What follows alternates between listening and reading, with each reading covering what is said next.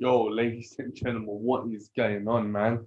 Thank you so much, folks, for tuning in to MMA Reloaded Real. Nah. It's not MMA Reloaded Real Talk. Nah. Almost said it. Thanks so much for tuning in to episode 14 of MMA Reloaded on the mic. We are live and direct, folks. I am your boy. I am your host, as always, 100% of the time. And ladies and gentlemen, tonight we have a beautiful show for you guys. Counting down, and we're still, folks, on that anticipated countdown to the 50th episode of MMA Reloaded Real Talk, the premium podcast for MMA Reloaded, to sit with legends and the young legends that we have. And for 49 episodes, folks, I can't say thank you enough to, to those legends, those young legends that I have sat with.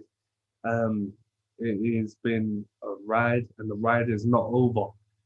You know, 50 episodes, folks, and the 50th and the first of the announcement, folks, for the 50th episode will come today. So I will announce the 50th episode, folks, today, before my guest comes on the air. Tonight, folks, I'm sitting with Cage Fury stand-up guy that really on his pro debut dropped jaws and he opened eyes, folks.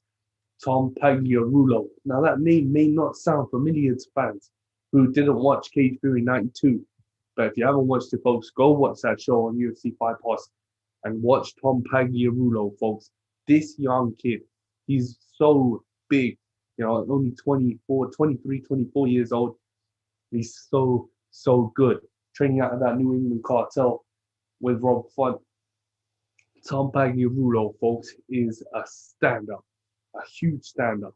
And it is a real pleasure now to sit with him tonight, folks. He will join us at 11 p.m. UK time and 6 p.m. On the Eastern Seaboard. So, folks, the 50th episode of MMA Reloaded Raw Talk. I know I've been talking about the countdown for this 50th episode for a long time. A long time. It's a big landmark for me, folks, as MMA Reloaded to do 50 episodes of MMA Reloaded Raw Talk. Um, you know, when I started this here, folks, 1 year ago on the 12th, 1 year ago on the 11th of April, folks. So 2 days ago, 1 year ago, 1 year and 2 days ago, I sat for the first time, yeah, with a microphone in my hand and a camera pointing to my face, yeah, properly, folks, here for the first episode of MMA Reloaded Raw Talk. Now, for those fans who were fans of MMA Reloaded before um, the first episode of MMA Reloaded Raw Talk, you would have seen how the live videos were laid out, and I would just, you know, give, I would just break down the news. You know what I mean? That's what I'll do. I'll just break down the news. Anything that happens in mixed martial arts and in UFC, MMA, I'll do breakdowns live. I'll do everything live. I used to do seasons, so season one, episode one, and all that. But now, folks, the podcast era for MMA Reloaded is here, man, and it has been a pleasure. It has been a ride. It has been a blessing in disguise for me, and 8 years into this game, 8 long years I've been in this MMA social media game. I've been there and I've done it. Um, and I'm still doing it. Still got so much to learn. Um, but the reason why I have a smile on my face is, it is stressful. I'm not saying there is no stress with it. It is stressful. It is competitive. But the secret to this game, folks, for me personally, and if I could give advice to any new social media page out there for MMA, I would say do it because you love it. Yeah. Don't worry about the likes and followers just yet. Do it because you love it. Do it because you're doing something you enjoy. You know, that's gonna free your mind and open it up so much more. So, folks, on that note, 50th episode, it will span across 3 nights. So 3 parts to this 50th episode, folks. Part one will come on the 2nd of May. Oh, actually, folks. Part one, folks, will come so in 10 days on the 23rd of April, folks, 2021. And part one of the 50th episode, I will sit with Johnny. I will sit, no, not with Johnny. I will sit with Jerome, the Renegade Rivera, and Gifted Gabriel Green, two of the UFC's youngest lions out there. And of course, Jerome will go into his 4th UFC appearance in July, and Gabriel coming off that win over Philip Rowe. You know, I've sat with these two guys, folks. These two guys are OGs of the MMA Reloaded Raw Talk scene. It's been a real pleasure to get to know them as friends, and even consider them as brothers. So that is part one, folks. Triple threat between myself, Gifted Gabriel Green, and Jerome, the Renegade Rivera. And part two, folks, will come a day after that, 24th of April. And this one is actually very special for me. So this one, folks, will come for, I'm doing an African American special. So it's to support Black athletes. So it's my boy, my brother, a guy who I'm more than acquainted with. First guest ever on MMA Reloaded Raw Talk. He was on episode 49 as well, folks, with Jamie Varner and myself. He is a legend in the game, man. No doubt about it. A legend, a true guy. You speak to him, he's been there, he's done. Anthony, the assassin, Andrew Kawani, and Anthony's not the only one. 2 more guests after that, folks. Joining Anthony and myself will be current number 8 ranked Bellator bantamweight 6-0 Jornel Lugo. And folks, Jornel's been on the show twice himself. And oh man, I love speaking with Jornel every time. Me and him, we can speak for hours and hours and hours. We can speak about boxing, we speak about martial arts, we can speak about MMA, we speak about anything. Yeah, folks. Last time we ran a bit over speaking about boxing, the rankings. Then Rafian starts will join myself, Anthony, and Jornel to make up a 4-man team, a 4-man panel, with myself at the helm, and those 3 great fighters on the panel joining me and joining Jornel and Anthony will be Super Rafian Starks, number 4 bantamweight in Bellator. And man, Rafian and I, we clicked just like that, folks. When I spoke with him the first time, and it's going to be a real pleasure to have him back on the show with my African American special that I'm doing. And then, folks, after that, night 3, before I do the particulars and invite Tom Pagliarulo to the show tonight, night 3 will come on the 2nd of May, folks. 2nd of May, yeah?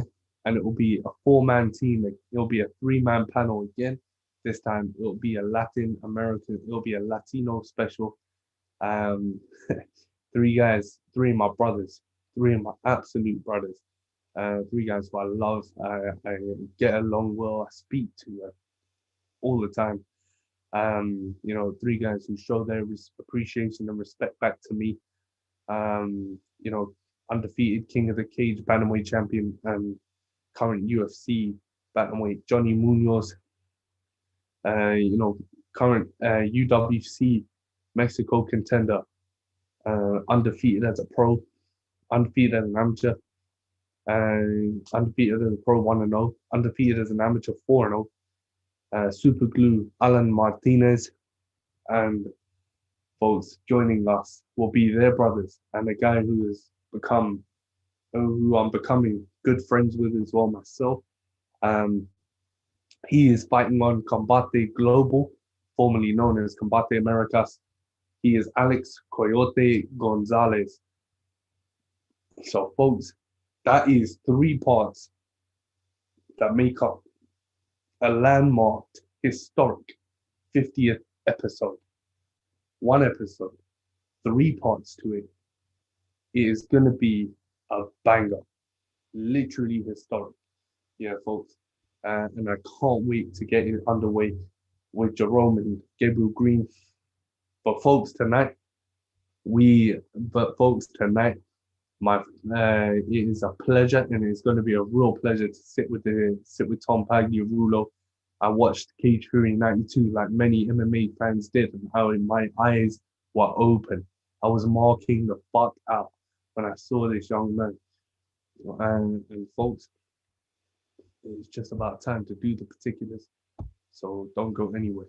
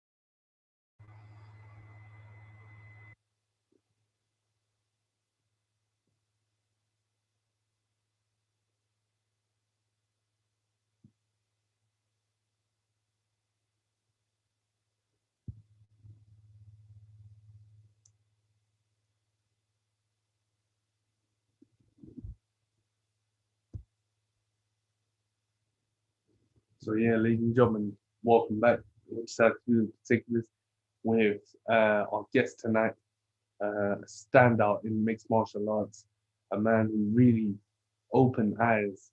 And I can't say that enough. If you see K392, you'll see what I'm talking about. Tom Pagliarulo. So folks, it will be a real pleasure. It's going to be a real pleasure to sit with him tonight. Um, and then, folks, as announced, just announced for our 50th episode, folks, three parts, one episode.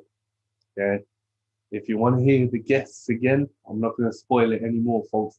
Rewind the show and listen for yourself. You know what I'm saying? So, folks, on other news, before Tom Pagliarulo joins me here today, Cage Steel 25, folks, went down on the 10th of April, and it was a pleasure to cover it. It was a pleasure to commentate it. My first UK regional show I'm covering. I usually cover US shows, folks, like Legacy or Cage Fury, but it was a pleasure to do my first UK regional show, broadcast it, and partner up with my guy, Prospect MMA podcast, Emmanuel. Um, you know, we made it fun for the fans. I like to think, promoted positivity, and really just appreciated and respected all the hard work that Cage Steel put in to making that event happen. and you know, a lot of fans started to bag on the stream quality, you know, and I understand how disappointed fans must have been, but the thing is with it being the first event back after the pandemic, it takes uh it takes companies a while to get back situated. You know what I'm saying? No matter, they Cage still put in so much work. The consideration and love for the fighters is literally unmatched. You know, Dominic Gibbs is the president. Dominic Gibbs, the man who runs Cage Steel. He shows nothing but dedication to his fighters, to his team. The team so supportive, so good. Behind the scenes, making everything go down. Folks, tune in. If you've already bought the stream for KCO 25, you can watch the whole show now, live on demand. Yeah. So if I was you guys, I would. Um, there was so many great fights on that card, and no doubt about it, I will watch it again just to cover it again. And folks, you don't need any more in any other incentive than that. Finishes, hunger, intensity. Yeah, we saw it all. We saw it all on K Steel 25, folks. Um, so folks, we are just about getting ready to go live with Tom Pagliarulo. So let's do this. Just about 1 minute left to go now, folks. We'll sit with Cage Fury stand-up Tom Pags. We'll discuss everything, folks. It's going to be a real deal show with some real deal shit. So stay tuned. Oh yeah, folks. One other thing, yeah, it's fight week. Two fight. I mean, Bellator 257 and UFC, folks. Vegas 24, man. It goes down. Tom Pagliarulo just about ready, folks. So let's get on.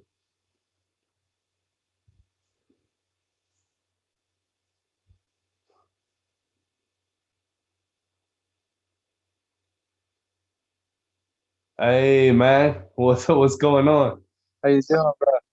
I'm good. I'm doing good, man. I'm doing good, brother. It's nice to finally chop it up with you, man. Yeah, Um, sure. how you doing, man? How's it going, bro? Not bad, man. Taking it day by day. All this COVID shit going on. Yeah, man. No, I can imagine. I can imagine, bro. Um, so for fans who don't know, folks, who this is, yeah, on the other side of the screen, let me just introduce him right now. Cage Fury standout, 1-0 as a pro. If you don't know who he is, go watch Cage Fury 92. Tom Pagliarulo. Yeah, folks, I'm sure I said that right, man. I've been practicing. So man, Tom Pags, bro, it's so good to have you on the show, man. Um, for fans who don't know, man, tell them how it all started for Tom Pagliarulo in MMA and combat sports, bro. Yeah, so I started wrestling at a young age. Um, Elementary school, my dad got me into wrestling. I've been doing traditional karate. I started that when I was like 4 years old. So kind of just always been around it. And then just some life events, man, kind of led me to fighting. Was doing a little bit too much of it at school, and found out you can get paid for this thing. So once I turned 18, I wanted to keep competing. I had that wrestling competition in me, and I found MMA through a friend of mine. Started a local gym, and it took off from there. Oh, nice, nice, man. So the way you grew up really just channeled your way into mixed martial arts, really, man. Yeah, pretty much. um, bro, and you're fighting out of you're in Massachusetts right now, bro, right? With the New England cartel. Tell me about that experience for you, man. Because of course Rob Font is there as well, man, with Calvin Qatar. How is that experience for you, bro? Training with guys like that, man. Yeah, it's awesome. So I linked up with Rob about a year or 2 years ago now. I met him doing some private lessons. I was getting ready for my first amateur title fight, and I just wanted a little bit more of a push than I was getting. So I hit Rob up on Instagram. He gave me his number. He called me. He asked what I was interested in doing, and I explained it. And yeah, we started doing private sessions like 2 or 3 times a week, and it kind of just turned into him connecting. We were connecting well, and it turned into him kind of taking over as my head coach. And he's been training me ever since. And then kind of introduced me to Calvin and Tyson, and then kind of linked up with those guys. And now just rolling with them, it's been great, man. You learn so much being around those guys, and it's just been helping me. You can see it in my fights since I started working with Rob, how I've progressed, and just the confidence it gives you, you know. No, 100%, 100%, man. And then we saw it in your first pro fight, bro. We've seen it throughout your career, in the amateur career. And you brought it to the big platform at CFFC '92. Um, so coming up in the sport, bro. Of course, traditional karate, wrestling, and now New England Cartel. Who are some of your inspirations, bro? Tom, in the sport of MMA right now, man. Yeah. I've always kind of been watching Rob and Calvin since before I even started fighting. I was watching them on the regional scene come up through there. Nice. So those two guys, man, I've always looked up to. I still do look up to them. And then, I was always a big GSP fan, George St. Pierre. Mhm, Just everything he brings to the table. How can you not like the guy? mhm.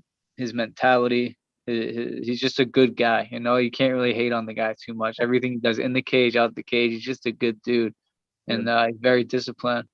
Um, Gotta apologize to Calvin, but I've always been a big Max Holloway fan. Ooh. you know, no hate on Cal. He's like Calvin said, if you're not a Max Holloway fan, you're a hater. So yeah, man, I'm just a big fan of his. Lanky guy like myself. Puts numbers on dudes. I like to try and do the same thing. And same thing, I just like the mentality he brings, man. He's a gamer, and I love watching that dude fight since I've gotten into the sport. So yeah, those are pretty much the dudes I've been looking up to since I got into this thing. And do you really take some of guys who inspire you, Rob Font, Calvin Qatar? Of course, you train with them, and Max Holloway. Do you try and implement some of that style into your fight? Yeah, 100%.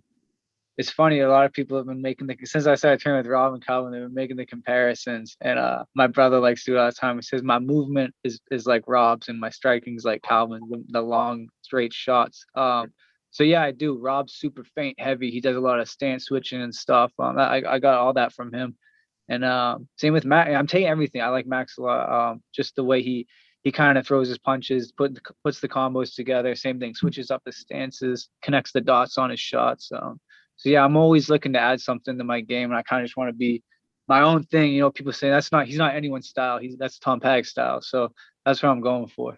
I think if people watch, Cage Fury '92, UFC Fight Pass, it was a huge platform for you, Brian. Of course, people are gonna make that comparison, and CM Punk, you can see his eyes just drop open, bro.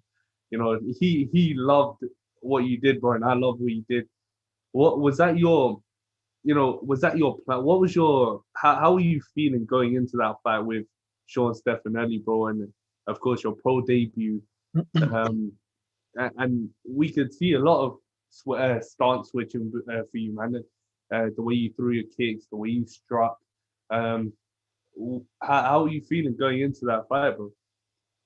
Yeah, I was feeling great, man. Confident. We took it on 4 days' notice. I wasn't scheduled to fight him. I wasn't his original opponent. They called me that Sunday night, and or they called my manager, and he gave me a ring and said, "Look, I think it's the right move." This was Tyson, and he was telling me he thinks it's the right move, and I was like, "Hey, man, this is what I've been staying ready for. Let's do it." I'm never not training. Even when I don't have a fight coming up, I do this full time. There's no like camps for us. It's something me, Rob, Calvin, we all do. We don't really do fight camps. We're kind of always training and staying ready. So yeah, even on 4 days' notice, I was confident. I knew what I was going to go in there and do. I watched the film on him. Tyson, Rob, they watched some film on him, and I told them I'm gonna knee him in the head. I knew I was gonna knee him in the head. I could tell by the way he moved on his feet. He obviously improved from what I saw in his amateur fights. He was definitely a lot tougher. But I could just tell, man, he wasn't confident throwing on his feet. And I was going to capitalize on that. Like I said, I'm feint heavy. I'm always level changing, switching stances. I know I'm going to get you tangled up in that and get you to hesitate. And if you have commit on a shot, I'm gonna make you pay for it. And I was telling those guys all week, man, I'm gonna need this kid in the head. Like I could feel it. And yeah, Did, it's just that's the confidence, man. Just knowing you got your bases covered, knowing you've done everything you need to do, and you can go in there and do it. yeah, and did that commitment and dedication to training the way you have, bro, and having that mentality you have to training, coming into that pro fight, did you feel any pressure at all being in your first professional bout, bro? No, I don't. The pressure. Well, I should say it's there, right? I shouldn't say it. I don't want to say it bugs me. But the pressure exists. Especially around here, the New England area, they have me rated as the number one. Well, before I was the number one ranked amateur 45er in New England. So these guys, they're always hyping you up, gassing you up, and they're expecting big things, and it's my job to live up to that and give them those big things. But me, Calvin, Rob, we always say pressure is a privilege. You don't want to not be in those high pressure situations. It's a privilege to have that pressure on you because it means you're doing something right. So that's where I thrive, man. I love the spotlight, all the lights on you, the big stage at Cage Fury. So no, I wouldn't say I felt the pressure in there before. You think about it a little bit. You're backstage thinking, damn, everyone's at home watching, everyone around the world's watching. You know what I mean? But once I'm in there and that bell rings, it's just another day in the office. I mean, I love that. I love that, bro. Pressure is a privilege, man. And if you don't feel pressure, yeah, you're not really human, are you, bro? I mean, Mhm. hey, go on, Tom, man. And some fighters. The reason why I said that, bro, is because some fighters who do move from amateur to professional, and they've had a great amateur career. They sometimes do feel the pressure because professional is a step up in that competition, man. Um, so, so did you feel when you decided to move from amateur to professional? Was there any sort of what did you make any changes to your training routine? Did you uh, sort of up your game a little bit more? Um, Not too much, training with these guys. My big thing was I want to train like a professional as an amateur. So even through my amateur career, I was always doing 5-minute rounds in sparring. We were never doing 3-minute rounds. So that was nothing new to me. I guess the only difference is I could knee elbow guys in the head. You can't do that in amateurs. So I made use of that when I hopped all over that opportunity. But not much really changed other than my whole amateur career. I was in college. You guys call that university where you are, right? It's not called college, it's University, university. So university. I was in university or college through my whole amateur career. So it was nice once I graduated, my professional career. This is all I'm doing now. There's no school, there's no work. This is work for me. It's just training full time. So I really got to dedicate my time to my craft more. And I knew I was going pro. I just didn't know when. So like I said, it's 4 days notice. You don't have much time to change up what you're doing on that. But I knew my next fight was going to be a professional throughout this whole thing. And then, but when we speak about amateur career, you spent most of it in New Hampshire, right, bro, for Combat Zone. Mhm. You sort of, you went on NEF in Maine as well. How were the scenes there, bro? Because when people think of, oh, I went on the regionals, they don't think of New Hampshire, they don't think of Maine, and how are the scenes out there, bro? Yeah, it's good. Combat Zone is actually owned by Calvin Cater, so that's his promotion. So I've been fighting for them. Most of my amateur fights are under there. My last amateur fight, I fought for their title. So around here, that's a pretty well-known promotion. It's one of the tough organizations. They're kind of pride themselves on hard fights and a lot of tough competitors coming out of there. There's a lot of UFC vets that have fought for Combat Zone.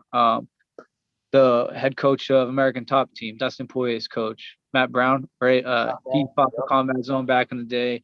Joe Lozon fought for Combat Zone. Calvin Kattar fought for it before he owned it. A lot of big names coming out of there. NEF has had a few UFC fighters pass through there. So man, we got some good promotions over here in the New England area. These smaller promotions, but they're producing, man. There's a lot of studs coming up. People don't understand, man. People don't understand how rich it is in out there in Massachusetts and New England, bro. These guys don't really understand. You know what I mean? Yeah, because yeah, man, Joe Lozon and Mike Brown, man. You know, you can't get any better than that. Yeah. So, bro, when you were fighting at K3, you know, and of course making that big stage appearance at UFC Fight Pass, how was that experience? How did that feel to you, bro? Because UFC Fight Pass, millions of fans tuning in, you know, all eyes on Tom Pagliarulo, bro. Because you kicked off the show practically, man. You went on early. How was that experience for you, man? How does that feel to you to know that you are a UFC Fight Pass, man?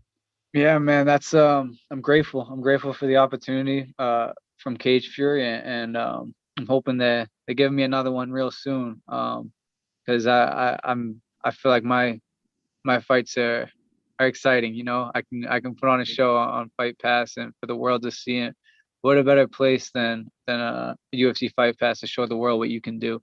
Um, but it was awesome, man. Just fighting, it's a bigger show than these regional shows. You know, it's well known around the world, and they do a real good job with production and everything. I thought I'd be more nervous fighting there than back home, but everything feels so perfect. You know, the cage feels so perfect. There's no little like quirks in the cage. It was just the walkout's perfect. Everything there, the lights, the cameras, you know, everything just felt so right that there was less to be nervous about. You know, I just felt like this is exactly where I'm meant to be, is where I was on that night. So man, I'm itching to get back in there again and get it going with them again. Maybe they can guide me to the UFC. You know, maybe that's where I can make my run as in Cage Fury and get that call to the big show in the near future. No, 100%, and that's why I think, you know, with these shows being live on UFC Fight Pass, that's why I think these guys sort of that's where the opportunity really comes out from, right, bro? I mean, um, so yeah, man, 100%, man. But do you want to stay in Cage Fury for that length of time where you do get a championship shot at the end of it, bro? Yeah, I mean, a Cage Fury shot or title shot would be cool in the future. You know, I'm down for it. You know, I kind of just fight who my manager tells me I'm fighting and fight where he tells me I'm fighting. So my job is just to be ready for those opportunities. But you know, if Cage Fury keeps giving me fights, you know, I'm gonna take them. I'll be there. You know, it's tough right now during this whole pandemic to get a fight. It took me almost a year and a half, you know, to get that fight. So if they can promise me fights, and they came out back after the last fight and told me they love what they saw and they want me back. So I'm thinking I'll be back there soon. There's a few things in the works right now. My manager's talking to them, so hopefully sooner than later. But yeah, I think you'll be seeing me there for a few more fights. Definitely keep me posted, bro. Of course, right? Yeah, I will. When when we talk about, you know, I just want to go back to amateurs because, you know, when I speak to guys about their amateur career, they usually say, you know, my amateur career, bro, yeah, I couldn't wait to turn pro, you know, but I did it for the experience, Hmm. yeah, and the cage time. Is that pretty much the you know across the bat? Tell me, you know, did you do it for the experience and for that cage time? Was that benefit of your amateur career, man? Yeah, I mean, I think anyone, even regardless of your background, should at least have an amateur fight under your belt. You've never been in a cage in a fight until you've been in a cage and you fought. You know what I mean? So why do that as a pro your first one? I look at guys like Aaron Pico. You know what I mean? Stud wrestler. I've been following him through wrestling, boxing my whole life. But they threw him to the wolves, man. I think that's the guy who let him get comfortable in there. You know, it's different than the boxing ring. It's different from the wrestling mat. Give him a couple amateur fights, let him get comfortable in there, and then give him to the big show. They threw him a regional or world champ his first fight. You know what I mean? He got eaten up, man. You've seen him get clocked a few times. You know, a guy like that get knocked out so many times early in his career. And I think you see a lot of nervous energy with him. Phenomenal fighter, man, but you see a lot of that nervous energy sometimes in those early fights. He's looking like a killer now, but I think that's why he got caught, man. And now you can't get those back. You can't get those fights back. You can't take that brain damage back. You know what I mean? So I think you give him, put him in the amateurs, he gets comfortable with that nervous energy. That's one thing I pride myself on a lot now in my last fight is how calm I am, how patient I am. Rob said the same thing. He's like, I love how calm you fight and how patient you are in there. Um, and that's, I really think from that amateur experience, and then obviously the people I'm surrounded by, when you're prepared and around the best dudes in the world, there's a little more calmness and confidence that comes with that. And then do you think, like the comparison you made with Aaron Pico, bro, there were two losses in a row and he got knocked out in both of them. Man. Do you think if he did go, is that why amateur experience is so important, bro? Because it doesn't matter where you really come from, right? So, what background you come from, at least get your feet wet in the cage. Um, do you think if he did have an amateur fight, had 5 or 6, and then went into professional at Bellator, do you think that would have helped him a lot more, bro? 100% sure as hell not gonna hurt. You know what I mean? I think, on the amateur level, who's gonna fucking beat Aaron Pico? You know what I mean? No one in the amateur level is probably gonna beat him, but he's gonna go in and get cage time, like we talked about, right? He's gonna go in there and get comfortable. I think what you see is these D1 wrestlers, or these high level wrestlers, kind of skip the amateurs and they hop right into the pros, which is what you're seeing. And don't get me wrong, man, these guys are elite athletes. I know a lot of them, these D1 wrestlers who have hopped right into MMA, and sometimes you get fed the right fights. Aaron Pico did not get fed the right fight his first pro fight. But a lot of these dudes are, they got their managers, they got their teams, and they're kind of being babied and handled the right way, which is the business part of it, But Calvin always tells me, man, like, this is kind of similar getting to the UFC. Don't rush it. Don't try and get there too soon. You don't want to learn on the job. He always tells me that. Don't learn on the job. When you get to that big show or that high level, you want to be ready.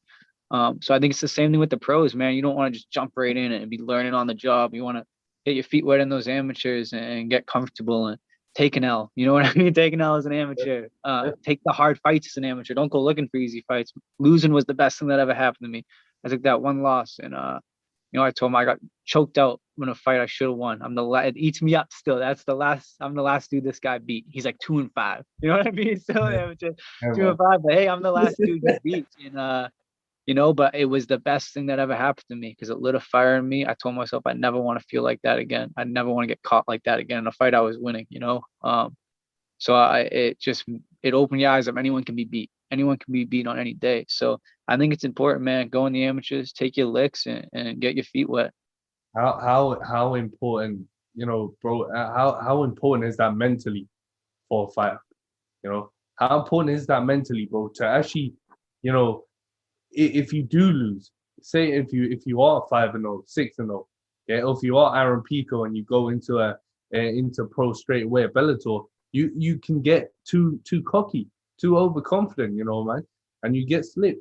You know what I'm saying? And then how important is it for a fighter to stay mentally strong? You know what I mean, bro? I mean, whether you come into the professionals before a fight, walking down into a fight, like we said in the amateurs, coming off a loss, how important is it for a fighter to stay mentally strong? Yeah. I think this game's 90% mental. Yep. That's you can see it, man. First guy that's gonna mentally break is gonna lose that fight. If you're not confident, if you're not confident in the work you put in, it's over, man. It's over at that. And I think again, these amateurs and stuff, that's why it's important is confidence. If anything, it's gonna build your confidence more than anything. And then you talked about these undefeated guys losing for the first time. They go undefeated their whole amateur career. They get to the pros, and you're looked at as this high-touted prospect. Then you don't know how to take a loss. That can be important. You got to be able to take that loss and know how to deal with it. You can make all the excuses in the world. You can say, "Oh, this happened, that happened," point fingers. Then the day you just got to shut your mouth and get back in the gym and work. That's something that's gonna make the future better, right? It's over with. You lose, it's over. It sucks, man. Losing sucks. It hurts, especially for fighters are very competitive. That's why we do what we do.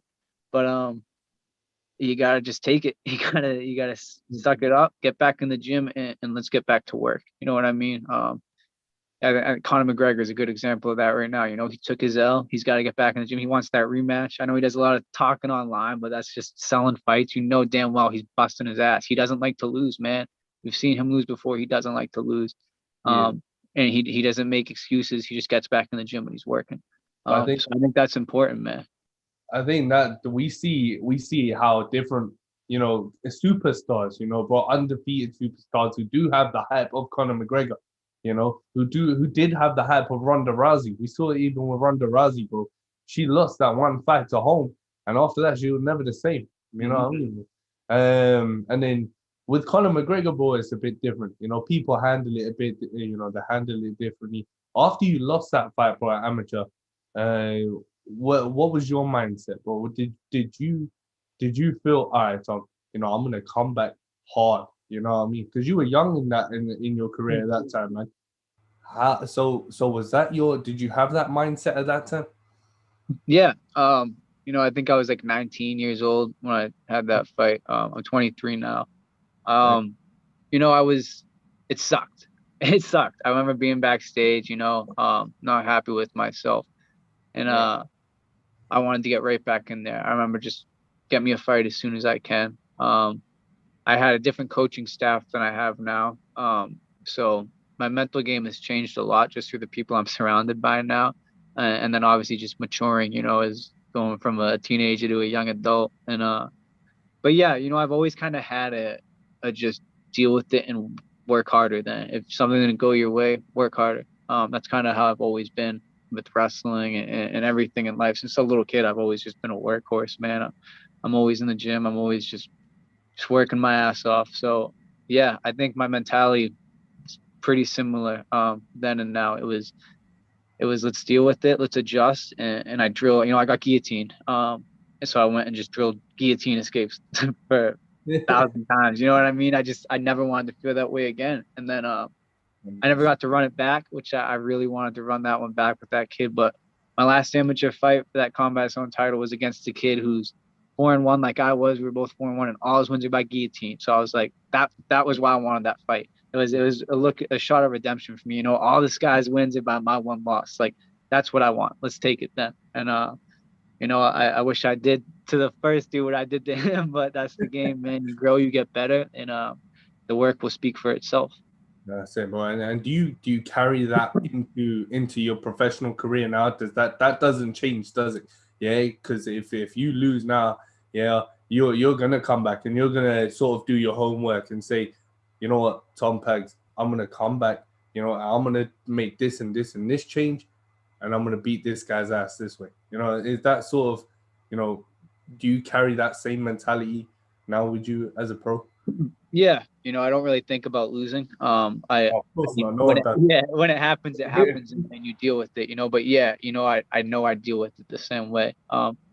I always say there's two results you can get: a win and a loss. You prepare for one and you deal with the other. So, we prepare to get that win, and if the loss is what you get, you deal with it, and you get back in the gym and you fix what you need to fix and get back in there. You know what I mean? It can make you or break you.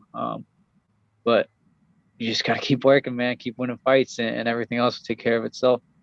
100%, man. And does that sort of say does that sort of guys fighters who don't handle that those losses well, or fighters who don't come off losses strong, what does that say about their maturity, bro? Because you talked about dedication and you talked about commitment, and that's 100% of the game, man. Mhm. You go into training camp, you go into a fight. The main thing that people fighters rely on is their commitment, dedication. They know they put the work in. You know what I mean, bro? And like we said, guys who just jump straight in. You know, does that make a difference? Because you've been there, bro. You've been climbing the ladder. You put the work in. Yeah, how does that compare to fighters who have just jumped straight in off a D1 background or off a pro boxing background?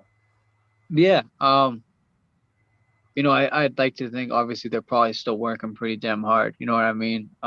They're a D1 wrestler, a Division 1 wrestler over here is that's that's a tough sport. Wrestling's probably the toughest sport in the world. And I think a D1 college wrestling season is harder than preparing for any MMA fight. That's a Wow. fact. I think that's a fact, man. A whole college wrestling season. I wrestled in college. I wasn't D1, but I wrestled in college, and I know what goes into that sport, and it's tough, man. You're beating your body up for 6 months straight. You know what I mean? You're making weight every week. You're competing every week at D1. It's a high level. Um, so I think these guys are prepared, but it at the end of the day, like you said, it comes to how you perform it, and we're talking about dealing with losses and stuff. And these guys, they can't deal with their losses. They're never going to make the top. They're never going to be the best in the world. You're never going to be the world champ. I think that's the difference between world champs and guys who are really good. You might lose and make excuses and half-ass things, but you might be really naturally talented, and yeah, you might be really good. That might get you to the top 15 in the UFC. But ain't gonna get you to that C next to your name. You know what I mean? It's not gonna have that number one next to your name ever. But I guess it's what you want. Are you gonna be content with being number 15, or are you gonna be content with being the champ? I want to be the champ. I don't want to be number 15. I want to climb that ladder and be the champ. For sure, man. And that Cage Fury belt is vacant right now, bro. um, all right, you know what I mean, bro. You're 100% right, man. You know what I mean? It makes a difference. I think transitioning. The reason why I said bro, is because like transitioning from wrestling or pro boxing, you know what I mean, bro. It could bring different experience to you know what I'm saying. Mhm. How was your experience, man? Training, wrestling collegiately, bro. Yeah, it definitely helps. I think wrestling, the sport of wrestling in general, I think is the best background you can have going into MMA. Yeah. Um, college wrestler, they know how to grind, they know how to work hard, they know how to go in and put their head down, shut up, and just work. Don't ask questions, just get it done and work, and the rest will take care of itself. So I think that it definitely helps out a lot, man. Every fight starts on its feet. So I mean, you got to get the boxing in there and get that going too. But you can't stop a guy from taking you down. So, That's a game changer. So so would you say, Tom, is easier for a wrestler transitioning into MMA to learn striking, or do you think it's easier for a striker transitioning into MMA to learn wrestling and jiu-jitsu, bro? I think it's definitely easier for the wrestler to learn to strike, and that's not me being biased. I think you could ask a boxer the same question, in MMA. Ask a guy who started as a striker and ask him what was harder. He'd tell you the same thing. There's a lot of detail. There's a lot of detail in striking. Don't get me wrong. There's a lot of detail when it comes to wrestling. Rob Font's the number 3 dude in the world. He had no wrestling background, and like that you're still learning. There's always more to learn. That's a guy right there who's still learning more wrestling. You know what I mean? So that's how high of a level wrestling is. You know what I mean? Even at that top stage, these guys are still learning new stuff in wrestling. There's just so much to learn. But they're very similar. Boxing and wrestling are very similar. I think a great wrestler can make a great boxer, and I think a great boxer can make a great wrestler. It's very, very similar in terms of your stance. You're just a little lower in wrestling. In boxing, it's just coming up here now. Your posts and stuff in wrestling, hand fighting, it's very similar to throwing punches. You just open hand and positioning and stuff. Using your hips in wrestling is a lot of hip in boxing. So it's very similar, but I think the striking is a little easier to pick up on than the wrestling. Just takes time and work. So we see guys who do commit, who do just stay as pure wrestlers, like Ben Askren, you know. Mhm. Then you see a guy like Curtis Blades, who has worked so hard on his striking, and you saw it against Derek Lewis, and he was a wrestler, bro, very decorated. Um, so do you think you do get those fighters who do get stuck in their habits, but heading into MMA career, coming off wrestling or boxing, and they just stay stuck in that mindset of, okay, cool, I'm just gonna box, I'm just gonna wrestle. Do you get those guys? Yeah, 100%. They're out there, out there for sure. But man, it's mixed martial arts. Mixed martial arts. Gotta do everything. You know what I mean? You can't just say, I'm a wrestler, I'm just gonna wrestle. I think Ben Askren said that. He said, I don't need to learn how to strike, I'm just gonna take dudes down. I'm sure there's a lot of like joking around going on with that, but he obviously doesn't spend a lot of time with his striking. You know, that's not a lie. He admits it. He doesn't spend time on his striking, and that gets you snoozing on the mat. You know what I mean? What happened in that fight with Jorge Masvidal? He just sprinted at him. What was Ben's instinct is to wrestle. You know what I mean? His instinct was to change his level for a shot, and it wasn't even a good level change, man. You can make a world class wrestler look like he's never wrestled a day in his life in there by doing stuff like that. You know what I mean? Because his natural instinct is to just grab that leg and got him kneed in the head. So you got to be able to do it all. Had he been a little more comfortable on his feet, you know, maybe he would just circle. He would just circle out, not get kneed in the face.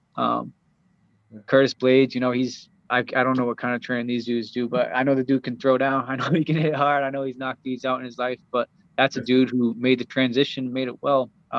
Man, John Jones, you want a good example? Look at John Jones. Started as a wrestler. Look at him, animal on the feet, right? He does it all. He mixes it all up well, and you can't be stubborn in the sport, man. You got to just spend the time doing everything. You know, at least my goal when I'm in there is I want to be dominating you wherever the fight goes. You know, you can't take me down. You better learn how to box. You better learn how to strike. I'm out striking you. You better learn how to wrestle. You know what I mean? But I'm gonna beat you in both. So man, it's yeah, you gotta be able to mix it up and do it all, especially in today's game. You know, the game's only evolving. It's only getting harder. That might have worked 10 years ago, just being I'm a wrestler, you know, the Matt Hughes, those guys, but the game's changing, man. You can't do that anymore. 100%. Bro, and you said it, man. Hit the nail on the fucking head, bro. I couldn't say it better myself, man. It's all about rounding your game out. Mixed martial arts. Key word is mixed, bro. Key word is mixed. Yeah, it don't matter what sport you're transitioning through or what sport you came from.